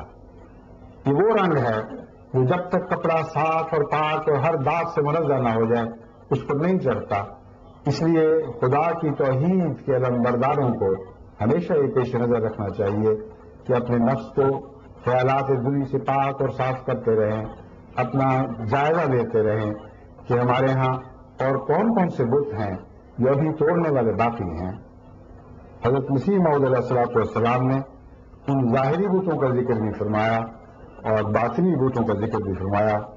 فرماتے ہیں خواہ انسان ہو، خواہ سورج ہو یا چاند ہو یا اپنا نفس، اور یہ اپنا نفس انسان کی عبادت میں سب سے بڑا معبود بن کر اس کے لیے ظاہر ہوتا ہے۔ اور قرآن کریم فرماتا ہے کہ کیسے بدنصیب ہیں وہ لوگ جنہوں نے اپنی نفسی تمناؤں کو اپنا معبود بنا رکھا ہے۔ اور آج سب سے بڑا خدا تعالیٰ کی توحید پر ڈاکہ ڈالنے والا بت، ویسے تو خدا کی توحید پر کوئی ڈاکہ نہیں ڈال سکتا، مگر ان معنوں میں ڈاکہ ڈالنے والا کہ خدا کے بندوں کو اب ہتھیا کر لے جانے والا، خدا کے بندوں کو خدا سے الگ کر اپنانے والا بت اگر کوئی ہے تو انسانی نفس کا بت ہے۔ اس سے بڑا مکر و فریب والا اور کوئی بت نہیں۔ پھر فرماتے ہیں یہ اپنی تدبیر اور مکر و فریب یہ اسی بت کی پیداوار ہیں جو انسانی نفس کا بت ہے، ان سب سے منزہ سمجھنا، ان سب سے پاک سمجھنا اور اس کے مقابل پر کوئی قادر تجویز نہ کرنا، کوئی رازق نہ ماننا، کسی مشکل میں مبتلا ہوں، کوئی کام درپیش ہو، کوئی مرحلہ زندگی کا سامنے کٹھن آئے، ہر بات میں اگر انسان خالصتاً خدا کے حضور پورے گہرے اقرار اور صدق و صفا کے ساتھ یہ کہہ سکے کہ اے خدا تو میرا قادر خدا ہے اور یہ باقی سب وسیلے اگر میں اختیار کرتا ہوں تو تیری ہدایت اور تیرے ارشاد پر ان کو اخذ کرتا ہوں، ان سے فائدہ اٹھانے کی کوشش کرتا ہوں، یہ میرے خدا نہیں ہے۔ یہ وہ واضح سوچ ہے جس کے بغیر انسان کی ذات میں توحید ثبات نہیں پکڑ سکتی، اور زندگی کے ہر فیصلے سے اس سوچ کا گہرا تعلق ہے۔ روزمرہ کی زندگی میں ہم ہمیشہ بارہا آزمائے جاتے ہیں اور بسا اوقات خدا کے مواحد بندے بھی بدنصیبی میں غیر شعوری حالت میں دوسرے بتوں کو بھی سجدے کرتے چلے جاتے ہیں، اور پھر کعبۃ اللہ کی طرف بھی سفر جاری رہتا ہے۔ جب تک ہم خدا کی طرف پاک اور صاف ہو کر خالص اللہ ہو کر منہ نہ کر لیں، اس وقت تک ہماری عبادتوں میں رکھنے پڑتے چلے جائیں گے۔ یہ تو ہم عرض کر سکتے ہیں کہ خدا ہم کمزور ہیں، ہم داغدار ہیں، ہم گناہ گار ہیں، تو ہماری کمزوریوں سے صرف نظر فرما، لیکن محض یہ دعا کافی نہیں جب تک خدا سے نور نہ مانگے، خدا سے ہدایت طلب نہ کرے، اس سے طاقت حاصل نہ کرے، اور اس سے یہ شعور نہ مانگے کہ ہم اپنے نفس کے پیش در پیش اندرونی حالات سے واقف ہو جائیں اور اپنی نیتوں کے بل اور فریب سے پوری طرح آگاہ ہو جائیں۔ یہ وہ مشکل سفر ہے جسے لا الہ سفر قرار دیا جا سکتا ہے۔ بے انتہا بت ہیں جو انسان کی زندگی میں اس کے نفس میں چھپے پڑے ہیں، ان بتوں کو ایک ایک کو تلاش کر کے اس کا سر پاش کرنا، یہ مواحد کا کام ہے۔ اور جہاں ایک بت ٹوٹے گا وہاں خدا کا ایک جلوہ آپ کی ذات میں ظاہر ہوگا۔ یہ وہ توحید کا سفر ہے جس کی طرف میں تمام بنی نوع انسان کو بلاتا ہوں اور جماعت احمدیہ کو تاکید کرتا ہوں کہ تمام بنی نوع انسان کو بلانے سے پہلے اپنے دلوں کو توحید خالص کے لیے خدا کے حضور پیش کر دیں اور اپنے ہر باطل کے بت کو پاش کر دیں۔ جب تک وہ خالص نہیں ہوتے بنی نوع انسان کو خالص کرنے کا حق نہیں رکھتے۔ حضرت مسیح موعود علیہ السلام فرماتے ہیں اس کے مقابل پر کوئی قادر تجویز نہ کرنا، کوئی رازق نہ ماننا۔ وہی ہے جو روزی دیتا ہے، اسی کے ہاتھ میں تمام دولتیں ہیں، رزق کے تمام سرچشمے اس کے ہاتھ میں ہیں۔ وہ چاہے تو رزق وافر دے، وہ چاہے تو رزق چھین لے۔ جب وہ رزق چھینتا ہے تو بڑی بڑی قوموں کی بھی کچھ پیش نہیں جاتی۔ آج کل انسان بحیثیت مجموعی جس اقتصادی بحران کا شکار ہو رہا ہے، وہ لوگ جو اقتصادیات پر نظر رکھتے ہیں وہ جانتے ہیں بڑی بڑی حکومتوں کے کوئی منصوبے خدا تعالیٰ کی تقدیر کے سامنے کچھ کام نہیں کر سکتے۔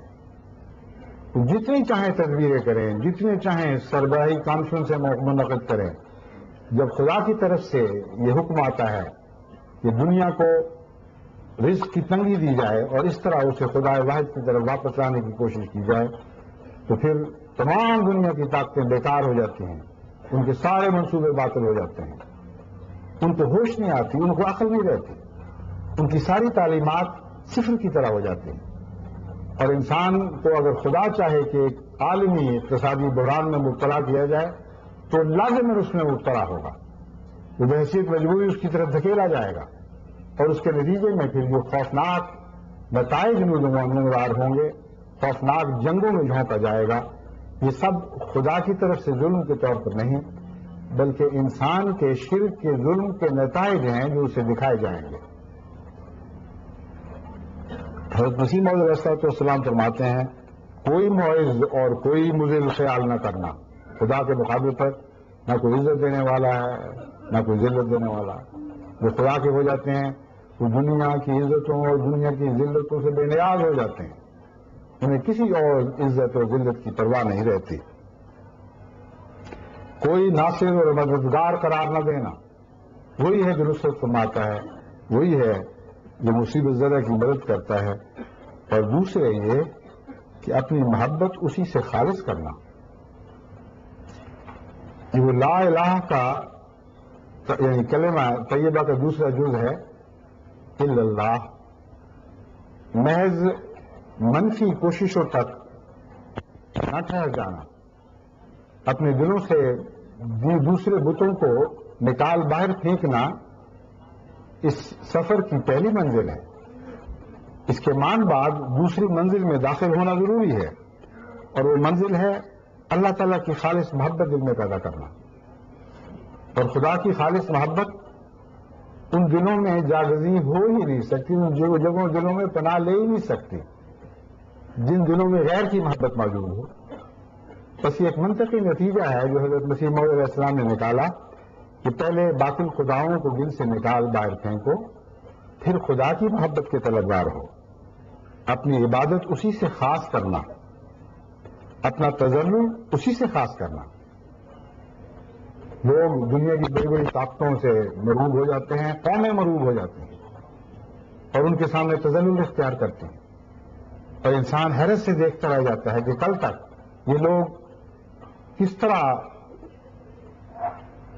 سرفرازی کے دعوے کرتے تھے اور آزادی کے دعوے کرتے تھے، اور یہ کہا کرتے تھے نہ ہمیں امریکہ کی پرواہ ہے، نہ ہمیں ہندوستان کی پرواہ ہے، نہ ہمیں جاپان کی پرواہ ہے، نہ چین کی پرواہ ہے. کون ہے جو ہمارے معاملات میں دخل دے؟ لیکن جب حالات بدلے اور وہ مجبور ہو جائیں ان سے کسی مدد کے طالب ہونے پر یا ان کے کسی شر سے بچنے پر، ایسے تذلل سے ان کے سامنے گر جاتے ہیں کہ عقل دنگ رہ جاتی ہے کہ یہ انسان جو کل تک بڑے بڑے دعوے کرتا تھا اب کس طرح معبودان باطلہ کے سامنے جھک کر ذلیل و خوار ہو چکا ہے. اور یہ صرف حکومتوں کی بات نہیں، حکومتیں مجموعہ ہیں انسانی سوچ کا.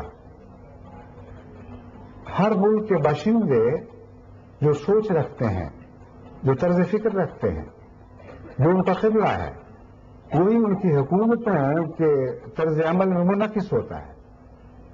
بس حکومتوں کے یہ رویے اگر عوام الناس برداشت کرتے ہیں تو دراصل وہ جانتے ہیں کہ یہی ہماری آخری تمنا ہے.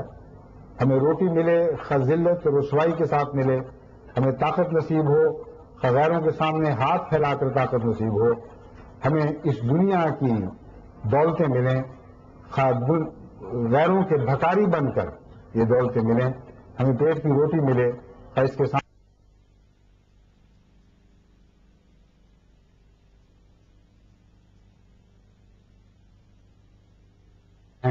ان سے جب تک توبہ کر کے خدا ہی کو اپنا رازق نہ بنایا جائے، اسی کو سب عزتوں کا مالک نہ بنایا جائے، سب ذلتوں کا اختیار اسی کے ہاتھ میں نہ سمجھا جائے، اس وقت تک انسان توحید کامل کو اختیار نہیں کر سکتا.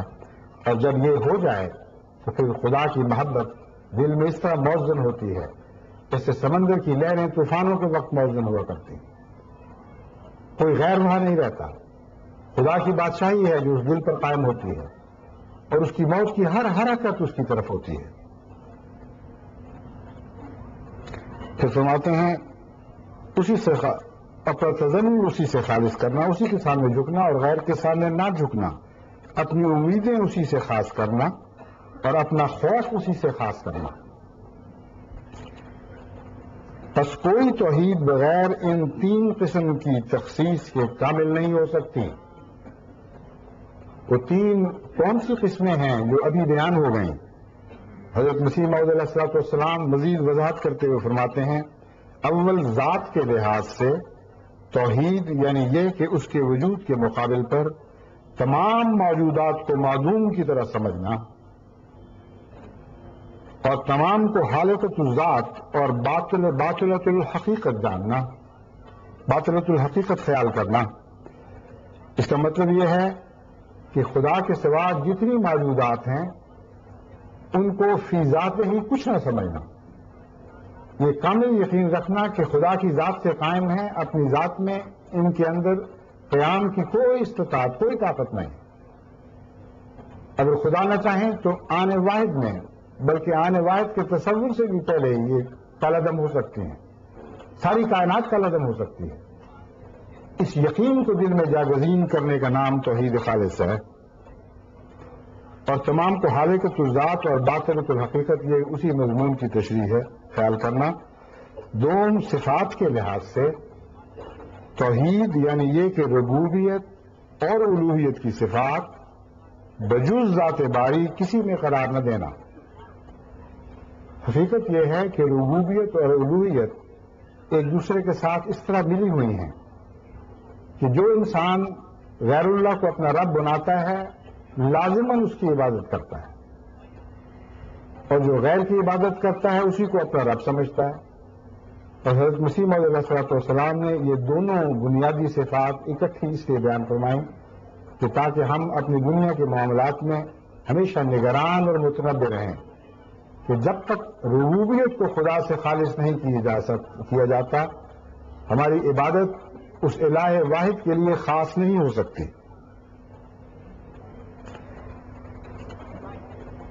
پھر فرمایا ربوبیت اور الوہیت کی صفات بجز ذات باری تعالیٰ کسی میں قرار نہ دینا، اور جو بظاہر رب الانواع یا فیض رسان نظر آتے ہیں یہ اسی کے ہاتھ کا ایک نظام یقین کرنا کہ دنیا میں جو وسیلے ہیں ربوبیت کے اور ملوکیت کے اور دیگر اقتدار کے، یہ یقین کر لینا کہ خدا کی مرضی اور منشا کے بغیر یہ کوئی بھی حقیقت نہیں رکھتے اور اسی کے بنائے ہوئے وسیلے ہیں۔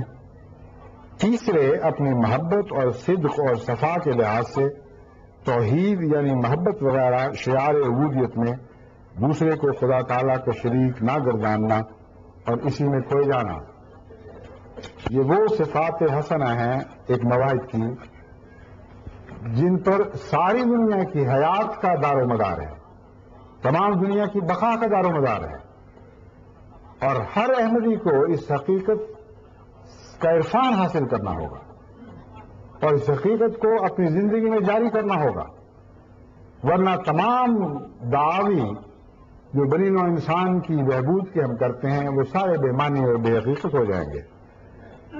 حضور صلی اللہ علیہ وآلہ وسلم توحید کے ایسے عاشق تھے کہ دنیا میں کبھی کوئی ایسا عاشق پیدا نہیں ہوا۔ آپ کی اس محبت کو دیکھ کر آپ کے مخالفین اور آپ کے معاندین نے آپ کو مجنون کہا، اور اس مجنون ہونے کی تشریح ان الفاظ نے کی کہ عشق محمد الربہ، یہ عشق کا جنونی ہے، یہ اپنے رب پر عاشق ہو گیا۔ وہ جو آپ کی جان کے دشمن تھے، جو آپ کے پیغام کو مٹانے کے درپے تھے، آپ کے ماننے والوں کو ایک آنکھ دیکھنا برداشت نہیں کر سکتے تھے، ان کی طرف سے کتنا بڑا اعتراف حقیقت ہے۔ ان میں سے ہر ایک کا دل گواہی دیتا تھا کہ اگر یہ مجنون ہے تو جنون عشق کا مارا ہوا ہے اور اسے اپنے رب سے عشق ہو چکا ہے۔ یہی وہ محبت خالص ہے جس کی طرف حضرت مسیح موعود علیہ الصلوۃ والسلام آپ کو بلاتے ہیں، اور اسی کا تذکرہ ہے جو پہلے پیش کردہ عبارت میں گزرا ہے۔ صحابہ بیان کرتے ہیں ایک موقع پر حضرت اقدس محمد مصطفیٰ صلی اللہ علیہ وسلم اسٹیج پر کھڑے ہوئے اور اللہ کی توحید اور تفرید کا ذکر شروع کیا، اس کے جلال اور جمال کے گیت گائے، پر ایسا اس میں کھوئے گئے کہ جوش اور طاقت کے ساتھ سارا ممبر لرزہ براندام ہو گیا، اور ہم یہ خوف کرنے لگے کہ اس جوش اور قوت سے یہ ممبر ٹوٹ کر پارا پارا ہو جائے گا اور حضور صلی اللہ علیہ وسلم کو گر کر تکلیف نہ پہنچے۔ بس اس خیال سے ہم دل میں بس کہتے تھے کہ یا رسول اللہ، آپ نے پیغام کا حق ادا کر دیا، آپ نے خدا کی توحید اور تفرید کے گیت خوب بلاتے اور بڑی شان کے ساتھ اس کا ذکر کیا، لیکن یا رسول اللہ کہیں آپ کو چوٹ نہ لگ جائے، کوئی تکلیف نہ پہنچے۔ ایسی کیفیت تھی جو بیان کرنے والے نے اس سے بہتر الفاظ نہ پائے بیان کرنے کے کہ ہمیں ڈر تھا کہ آپ کے جوش اور آپ کی خدا کے حضور گریہ زاری اور بے انتہا ہاتھ سے نکلے ہوئے ولولے کے نتیجے میں ایسی عظیم طاقت پیدا ہوئی تھی کہ وہ مضبوط ممبر جس پر آپ کھڑے تھے، ہمیں ڈر تھا کہ وہ پارا پارا ہو کر زمین پر جا پڑے گا.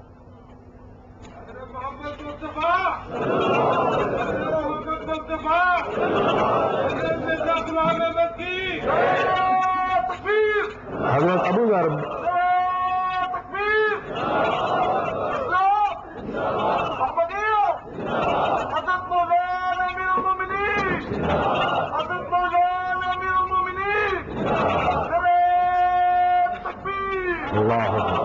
حضرت ابو ذر غفاری رضی اللہ تعالیٰ عنہ بیان فرماتے ہیں کہ حضرت صلی اللہ علیہ وسلم نے اللہ تعالیٰ کی طرف سے یہ بتایا کہ اللہ تعالیٰ فرماتا ہے اے میرے بندو میں نے اپنی ذات پر ظلم حرام کر رکھا ہے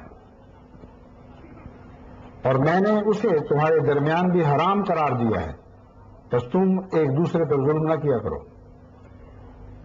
بہت سے لوگ کہتے ہیں کہ خدا تعالیٰ اتنا رحیم و کریم ہے، اس نے اپنی ذات پر ظلم حرام کر رکھا ہے، تو دنیا میں کیا مسائل ہیں؟ انسان کتنی مصیبتوں کا شکار ہے، کتنے دکھوں میں مبتلا ہے. ان کا جواب حضور اکرم صلی اللہ علیہ وآلہ وسلم کے اس سادہ سے دو نقطوں کے بیان میں آ جاتا ہے. فرماتا ہے میں نے حرام کر رکھا ہے، تم پر بھی حرام قرار دیا ہے. اگر ظلم ہوگا تو تم ظلم کرو گے. میری رحمت کے سائے میں آنا چاہتے ہو تو ظلم سے باز آؤ. بس دنیا میں جتنے مظالم ہیں انسان ان کا خالق ہے. انسان کے ہاتھ جب تک ظلم سے نہیں روکے جاتے اس وقت تک بنی نوع انسان کو کہیں امن نصیب نہیں ہو سکتا. کوئی ظلم نہیں ہے جو خدا کی طرف سے اترتا ہو. یہ سارے وہ ظلم ہیں جو زمین سے پیدا ہوتے ہیں اور انسان ایک دوسرے کو ان ظلموں کے ذریعے ہلاک کرتا ہے. بس جن خطرات کی میں نشاندہی کی ہے، جن کی طرف دنیا بڑی تیزی کے ساتھ بڑھ رہی ہے، وہ انسان ہی کے مظالم ہیں. ان کا ایک ہی حل ہے کہ خدا واحد و یگانہ کی طرف بنے انسان کو واپس بلایا جائے. وہی امن ہے اور وہی ہمیشہ کی نجات ہے. جب تک ہم خدا کی طرف واپس نہیں لوٹتے، اس کی توحید کو دنیا میں دوبارہ قائم نہیں کرتے، ہماری بقا کی کوئی ضمانت نہیں دی جا سکتی. حضرت اقدس محمد مصطفیٰ صلی اللہ علیہ وآلہ وسلم فرماتے ہیں کہ خدا نے مجھے فرمایا، یہ حدیث کچھ اللہ تعالیٰ نے قرآن کے علاوہ بھی آپ سے کلام فرمایا اور اس تمام کلام کو حدیث قدسی کہا جاتا ہے. یعنی وہ مقدس کلام جو خدا تعالیٰ نے آپ کے دل پر نازل فرمایا. فرماتے ہیں اے میرے خدا کہتا ہے اے میرے بندو تم سب گمگشتہ راہ ہو سوائے ان لوگوں کے جن کو میں صحیح راستے کی ہدایت دوں. یہ مضمون یوں آگے بڑھے گا اور یوں آپ اس پر غور کریں گے آپ پر یہ راز کھلتا چلا جائے گا کہ یہ توحید ہی کا مضمون ہے. اور توحید کا مضمون اس شان اور اس رفت کے ساتھ اس سے پہلے کہیں اور بیان نہیں ہوا سوائے اس کے کہ کلام پاک میں بیان ہوا ہو. اور اسی کلام پاک کی یہ تشریحات ہیں جو خدا تعالیٰ نے مختلف رنگ میں حضور اکرم صلی اللہ علیہ وسلم کے قلب مطہر پر نازل فرمائی. فرماتے ہیں اللہ کہتا ہے اے میرے بندو تم سب گمگشتہ راہ ہو سوائے ان لوگوں کے جن کو میں صحیح راستے کی ہدایت دوں. بس مجھ سے ہدایت طلب کرو اور کوئی نہیں ہے جو ہدایت دینے والا ہو. میں تمہیں ہدایت دوں گا. اے میرے بندو تم سب بھوکے ہو سوائے اس کے جس کو میں کھانا کھلاؤں. عجیب شان کا کلام ہے. بظاہر وہ بڑی بڑی طاقتیں اور دنیا کی عظیم قومیں ہیں جن کے ہاں رزق کی ریل پیل ہے اور اتنی فراوانی ہے کہ جتنا رزق ان کے ہاں روز ضائع ہوتا ہے اس پر قومیں سالوں گزارا کر سکتی ہیں. لیکن خدا کی کلام کی شان دیکھیں. فرماتا ہے تم سب بھوکے ہو سوائے اس کے جس کو میں کھانا کھلاؤں. بس خدا ہی ہے جو انہیں کھانا کھلاتا ہے اور جب وہ اس کھانے کی ناقدری کرتے ہیں تو جو سزا ان کو ملتی ہے وہ خود اس سزا کے خالق ہیں.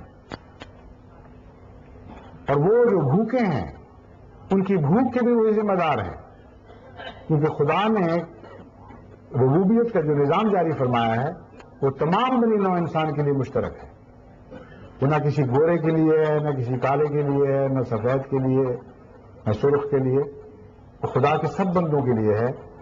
بس رزق کے سرچشموں پر جو قبضہ کر لیتے ہیں وہ اپنے حق سے زائد پر قبضہ کرتے ہیں. خدا نے تمام بنی نوع انسان کے کھانے کے جو سامان کیے ہیں ان پر چند لوگ قابض ہو کر بیٹھ جاتے ہیں، اور یہ وہ ظلم ہے جس سے آگے ان کی ہلاکت کے سامان پیدا ہوتے ہیں۔ فرماتا ہے بس مجھ سے یہ رزق طلب کرو، میں تم کو رزق دوں گا۔ بس وہ لوگ جو اپنے آپ کو محروم جانتے ہیں ان کے لیے کتنا بڑا نجات کا گڑ اس میں بیان ہو گیا۔ جب غریب قومیں اپنے آپ کو رزق سے محروم دیکھتی ہیں تو سوال یہ ہے کہ ان کے دل کا طبعی فوری رد عمل کیا ہوتا ہے؟ اگر وہ خدا واحد کے پجاری ہیں، اگر وہ خدا ہی کو رازق مانتی ہیں تو خدا پر ان کا رزق لازم ہے، اور خدا نے اپنی ذات پر ان کا رزق فرض فرما دیا ہے، لیکن وہ اس امتحان میں ناکام ہوتے ہیں۔ وہ ان امیر قوموں کی طرف دوڑتے ہیں اور ان کے ہاتھوں ان کے سامنے کشکول لے کر پہنچتے ہیں اور گریہ اور زاری سے ان سے رزق طلب کرتے ہیں، تو وہ جو بظاہر مظلوم دکھائی دیتے ہیں، وہ جو بغیر رزق کے دکھائی دیتے ہیں، وہ اس لیے ہیں کہ وہ خدا سے نہیں مانگتے، جبکہ حضرت صلی اللہ علیہ وسلم نے خدا کا یہ پیغام تمام بنی نوع انسان تک پہنچا دیا کہ جب تم رزق کے بغیر اپنے آپ کو دیکھو تو بندوں کی طرف نہ دوڑا کرو، میری طرف دست طلب دراز کرو، میں ہی ہوں جو تمہیں رزق عطا کرے گا۔ اے میرے بندو تم سب ننگے ہو سوائے اس کے جس کو میں لباس پہناؤں۔ وہ رزق کا مضمون ہے جو لباس کی صورت میں آپ کے سامنے پیش فرمایا گیا۔ اے میرے بندو تم سب ننگے ہو سوائے اس کے جس کو میں لباس پہناؤں، بس مجھ سے لباس مانگو، میں تمہیں لباس پہناؤں گا۔ اے میرے بندو تم دن رات غلطیاں کرو تو بھی تمہارے گناہ بخش سکتا ہوں، بس مجھ سے ہی بخشش مانگو، میں تمہیں بخش دوں گا۔ اسی خدا کے سامنے بخشش کے طلبگار ہوں گے تو آپ کے تمام گناہ وہ بخش سکتا ہے۔ کتنی بڑی آزادی کا پیغام ہے۔ حقیقت میں توحید تمام بنی نوع انسان اور ہر غیر اللہ سے آزادی کا نام ہے۔ لا الہ کا دوسرا معنی آزادی ہے۔ کوئی شخص توحید کے بغیر دنیا میں آزاد نہیں ہو سکتا۔ اگر توحید کامل کا غلام نہیں ہوگا تو لازماً دوسری غلامیوں میں جکڑا جائے گا۔ پھر فرماتے ہیں اے میرے بندو تم مجھے کوئی نقصان نہیں پہنچا سکتے کہ نقصان پہنچانے کا ارادہ کرو، اور نہ ہی تم مجھے نفع پہنچا سکتے ہو کہ نفع پہنچانے کی کوشش کرو۔ اے میرے بندو اگر تمہارے سب اگلے اور پچھلے جن و انس سب کے سب اول درجے کے متقی اور پرہیزگار بن جائیں اور اس شخص کی طرح بن جائیں جو تم میں سے سب سے زیادہ تقوی رکھتا ہے۔ جانتے ہیں کیا پیغام؟ وہ خدا کا بندہ جو یہ پیغام ہمیں پہنچا رہا تھا وہ وہی تھا جو تمام بنی نوع انسان میں سب سے زیادہ خدا کا تقوی رکھتا تھا۔ خدا فرماتا ہے اگر تم سارے اس محمد کی طرح ہو جاؤ جو تقوی میں تم سب سے بالا ہے، تب بھی فرماتا ہے اور اس شخص کی طرح سب سے زیادہ تقوی رکھتا ہے تو تمہارا ایسا ہو جانا میری بادشاہت میں ایک ذرہ بھر اضافہ نہیں کر سکتا۔ خدا کی بادشاہت کسی متقی کی محتاج نہیں ہے۔ ہر بادشاہت خدا کی محتاج ہے اور ہر متقی خدا کا محتاج ہے۔ یہ وہ توحید خالص ہے جس کا پیغام حضرت اقدس محمد مصطفیٰ صلی اللہ علیہ وسلم نے خدا سے پا کر اس شان کے ساتھ ہمیں پہنچایا۔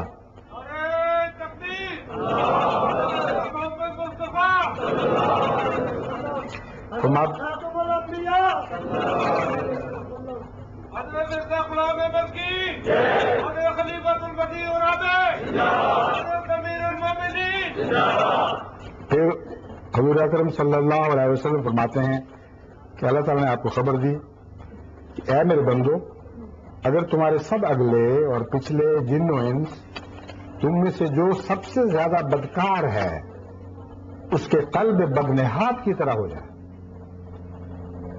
ایک طرف تقوی کا مضمون بیان کرواتے ہوئے حضرت اقدس محمد رسول اللہ صلی اللہ علیہ وسلم کو پیش فرمایا، پھر بغیر نام لیے یہ بتایا کہ بنی نوع انسان میں جو سب سے زیادہ بدنہاد اور بد کردار ہے، جس کا قلب سیاہ ایسا ہے کہ اس سے زیادہ سوائی کا تصور نہیں کیا جا سکتا.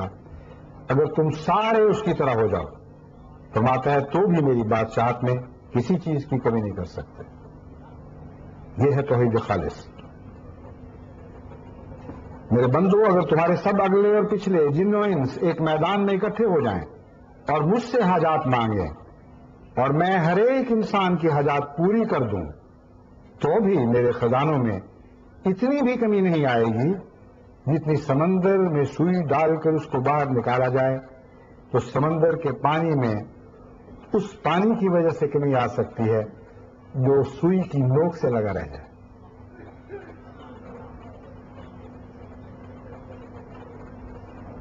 اے میرے بندو، یہ تمہارے اعمال ہیں جن کا میں نے حساب کیا ہے.